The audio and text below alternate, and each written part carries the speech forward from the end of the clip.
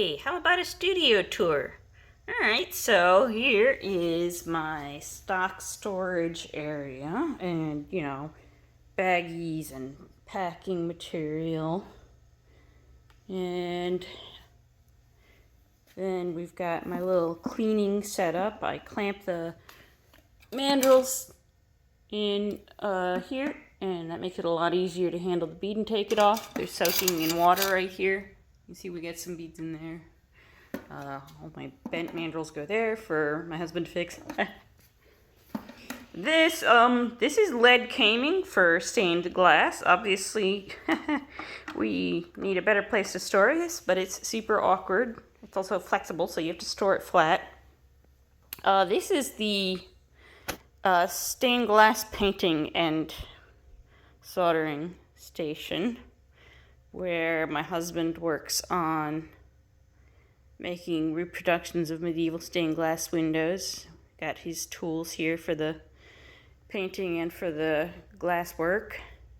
And then, this is a new toy, which heats up very quickly to the right temperature to fire the stained glass and fuse the painting to the work. So that's a borrowed furnace from a friend.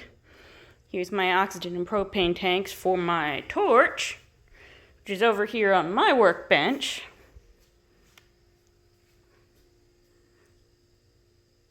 We got dipped mandrels ready to use, mandrels that need to be cleaned up and dipped, and the dip.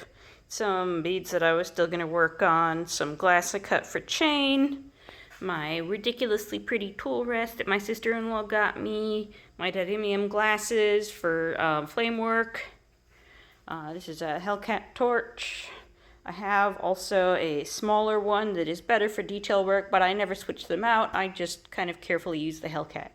I got a few of my basic tools, my tweezers, my marver.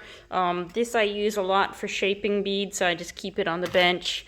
I've got a lot of other basic tools here, and some assorted glass that I have to keep separate, twisties and things, stamps. It's got whatever. My pick. Use this for dragging and feathering and shaping detail.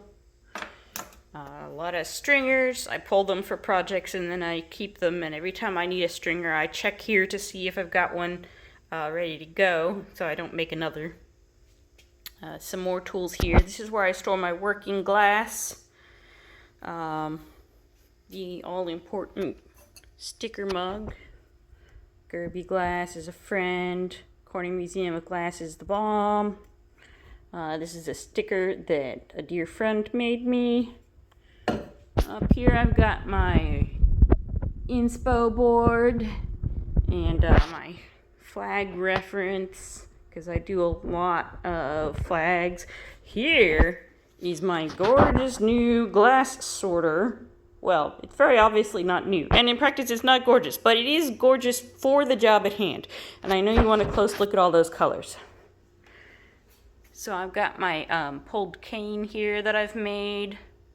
The top shelf is my most used colors, so a pale green that's really in a lot of historical beads, the blacks, ivories, whites, clears, and then the rest is not in rainbow order, but I know that there are people who are super bothered by that, and one of these days I'm gonna pay my kid to sort it because she is the sorting queen.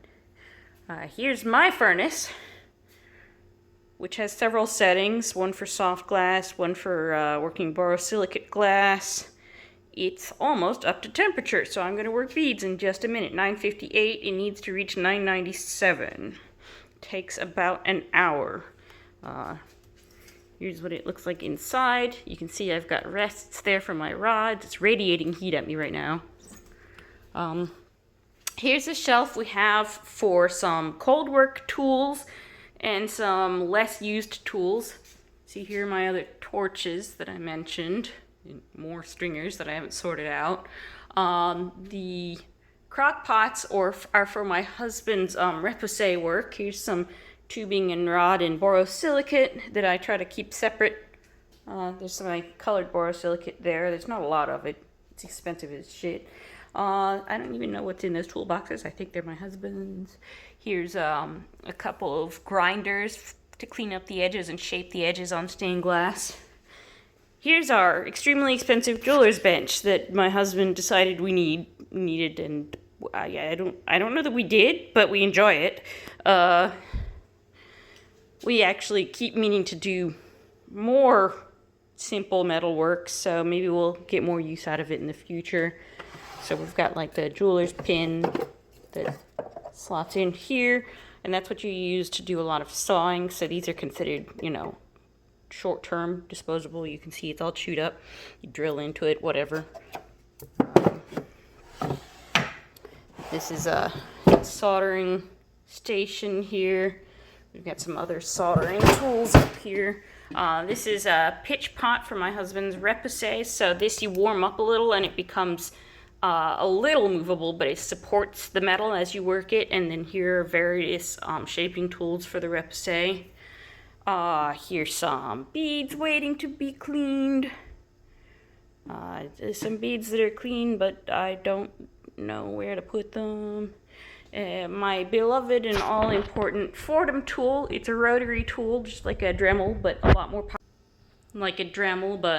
more powerful. And then last and probably least is the storage shelf.